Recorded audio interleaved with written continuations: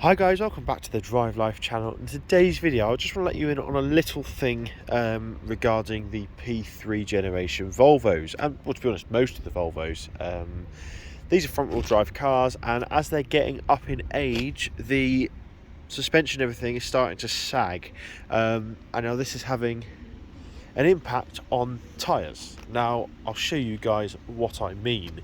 So here we have they're 2.5-year-old Michelin cross climates. They've done around 50,000 miles, and you'll notice that on here there's plenty of tread left on them. However, over this side we've got a bald shoulder.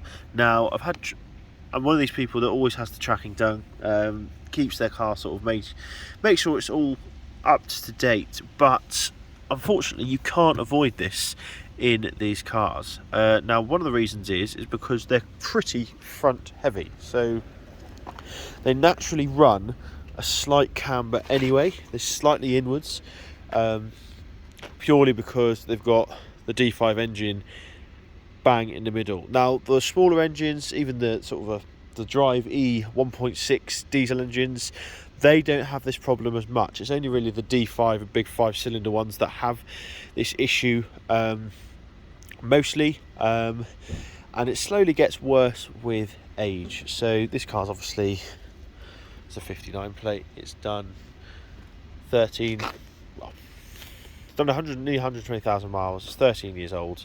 So the suspension perhaps isn't as solid as it used to be. It starts to sag, and the wheel starts to sink like that. And it's far cheaper to replace tyres than it is to replace all the bushings and everything. You only really want to replace these bushings if they are genuinely failing. So just bear this in mind, because you might be looking at your tyres and thinking, oh well, you know, I've got plenty of tread on, and from here it does look like you have plenty of tread on your tyres. However, looking at this inside edge here, you can see how pretty soon, if you're not careful, you're going to have cord, etc. showing. And there might be people who think, well, that's because you're running Michelin tyres, etc. Well, it doesn't matter what tyre you had. The tyres when I first bought the car had the same issue as well. I've had tracking and everything done. So it is just a common thing on these P3 cars. Now you notice at the back you don't have the same issue at all, and that's just because there's obviously not as much weight on the back. If you tow a lot, you'll find that you will actually start to get some more inside wear than outside wear. So what can you do about this? Well, there's a few options, and I recently employed one to try and combat or get a little bit more life out of the tyre. So obviously the problem is the tyre is sat on the road surface like this.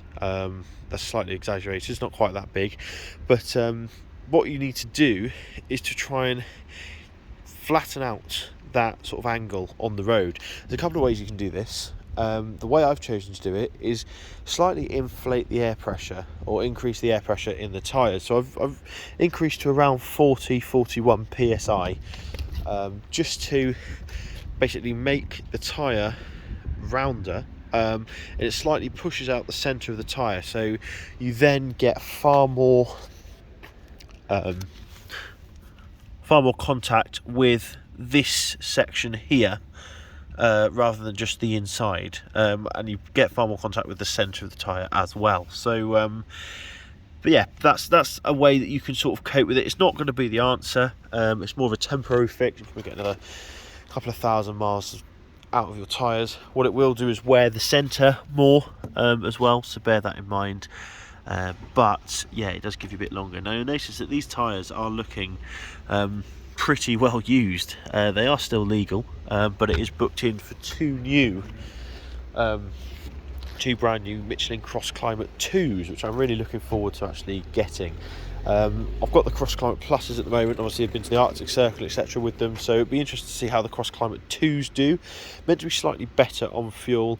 I'm going to take the existing Cross Climate Pluses from the rear that have got plenty of life left in them, chuck them onto the front, and have then the Cross Climate 2s on the back, just because the rear tyres always last longer on these cars because you've got front wheel drive, steering and a lot of weight on the front.